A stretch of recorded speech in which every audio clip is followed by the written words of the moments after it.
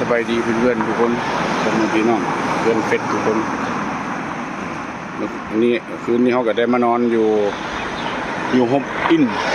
โรงแรมโฮปอินหรือว่าโอปอินวันนี้จิย่างลินไปวัดโพไซเส้นทางตัวนี้มันทางไปพ้นพิสัยทางลงไปพุ่นละบึงกาฬนี่พุ่นละกาฬนครพนมแดดร้อนหลายมื้อนี่แต่กับบ่ร้อนเอ้ายังใครอีเรื่องทางเมืองหนองคายคันเราจิย่างไปเครื่องนี้มันไปโลตัสนี่เครื่องนี้นี่โลตัสอันนี้เราถ่ายเกี้ยวทางไปเวียงจันทน์หรือว่าทางไปขวามิตรภาพลาวคนกินข้าวเมื่อคืนนี้บนนั้น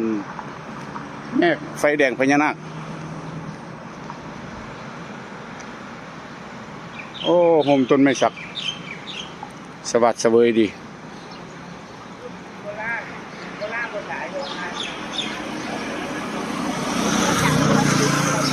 เอาวันนี้หมดไปก่อน